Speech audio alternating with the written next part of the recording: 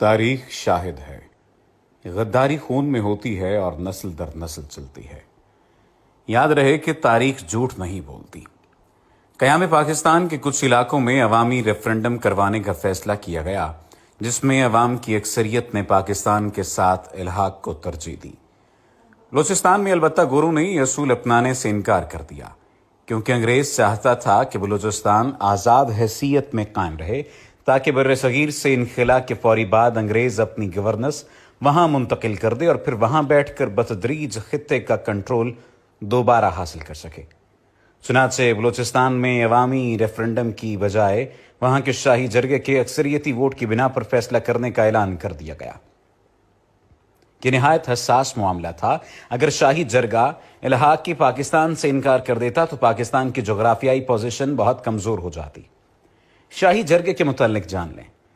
بلوچستان کے کچھ علاقے بشمول کوئٹہ، پشتین تو برطانوی ریاست کے زیر انتظام تھے، لیکن دوسرے علاقے بشمول ریاست کلات، ریاست خاران، ریاست مکران، ریاست لسبیلا وغیرہ آزاد ہوا کرتے تھے۔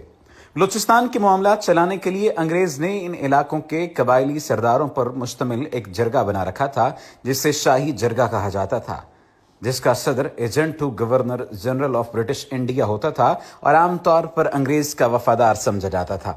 جب الحاق پاکستان کا معاملہ شاہی جرگے میں جانے کا فیصلہ ہوا تو کانگریس اور انگریزوں کو اطمینان ہو چکا تھا کہ جرگے کا اکثریتی فیصلہ ان کی مرضی کے مطابق آئے گا۔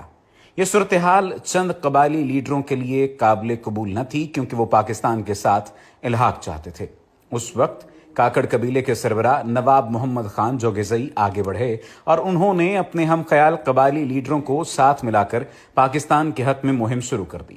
دوسری طرف عبدالصمد اچکزئی ببانگ دوہل کانگریس کی حمایت میں سامنے آ گئے اور قیام پاکستان کی مخالفت کرتے ہوئے لابنگ شروع کر دی۔ نواب جوگزئی کا ساتھ دینے کے لیے جمالی قبیلے کے میر جعفر خان جمالی آگے آئے اور انہوں نے بھی پاکستان کے حق میں کیمپین شروع کر دی۔ دوسری طرف عبدالصمد اچکزئی نے جرگے کے سرداروں سے کہنا شروع کر دیا کہ اگر پاکستان کے ساتھ نہیں جاتے تو ہندوستان کی حکومت جرگے کو فی الفور 18 کروڑ روپے نقد اور سالانہ 4.5 کروڑ روپے بطور سپورٹ فنڈ دیا کرے گی۔ اتنی پرکشش آفر سن کر بہت سے سرداروں کا فیصلہ ڈگمگا سکتا تھا۔ چنانچہ نواب جوگزئی اور نواب جمالی نے بھرپور کیمپین شروع کی اور ہر سردار کے پاس جا کر قیام پاکستان کے حق میں ووٹ دینے کی سفارش کرنا شروع کر دی۔ جس وقت نواب جوگزئی، جمالی اور نسیم حجازی جیسے لوگ شاہی جرگے کے اراکین کو پاکستان کے لیے قائل کرنے کی کوشش کر رہے تھے، عین اسی وقت مسلم لیگ بلوچستان کے صوبائی صدر نے شاہی جرگے کے صدر ایجنٹ گورنر جنرل سے اپیل کی کہ شاہی جرگے سے کلات، کاکڑ اور جمالی قبائل کے سرداروں کو نکال دیا جائے۔ یہ مطالبہ حیران کن تھا، کیونکہ اگر ان سرداروں کو نکال دیا جاتا تو پھر قیام پاکستان کے حق میں ووٹ ڈالنے والا کوئی نہ رہتا۔ ریفرنڈم کی تاریخ 29 جون کو طے ہوئی تھی اور اس وقت تک نواب جوگزئی اپنے ساتھ اچھی خاصی حمایت اکٹھی کر چکے تھے، لیکن بلوچستان مسلم لیگ کے صوبائی صدر کی درخواست کا جائزہ لینے کے لیے شاہی جرگہ صدر نے 28 جون کی رات اعلان کر دیا کہ 29 جون کے اعلان میں صرف وائسرائے کا پیغام پڑھ کر سنایا جائے گا اور ووٹ 3 جولائی کو ڈالا جائے گا۔ اس کا مقصد یہ تھا کہ اگلے چند دنوں کے اندر جرگے کی کمپوزیشن تبدیل کی جا سکے۔ نواب جوگزئی، نسیم حجازی اور جمالی کو سازش کی بھنک پڑ چکی تھی اور وہ اس تمام تر معاملے کو کسی نہ کسی حد تک جان چکے تھے۔ چنانچہ انہوں نے فیصلہ کیا کہ اگلے دن وائسرائے کا پیغام پڑھنے کے فوراً سب قبائلی سردار کھڑے ہو کر پاکستان میں شمولیت کا اعلان کر دیں گے۔ اگلے دن 29 جون کو اجلاس شروع ہوا، وائسرائے کا پیغام پڑھا گیا اور اس کے فوراً بعد جوگزئی، جمالی، کاکڑ اور دوسرے قبائل کے سرداران اپنی جگہ سے کھڑے ہوئے اور پاکستان میں شمولیت کا اعلان کر دیا۔ یہ عام بات نہیں تھی۔ 65 کے جرگے میں 40 سے زائد سرداران نے جب یہ اعلان کر دیا تو پھر 3 جولائی کے اجلاس کی اہمیت ختم ہو گئی اور یوں اللہ کی مہربانی سے بلوچستان پاکستان کا حصہ بن گیا۔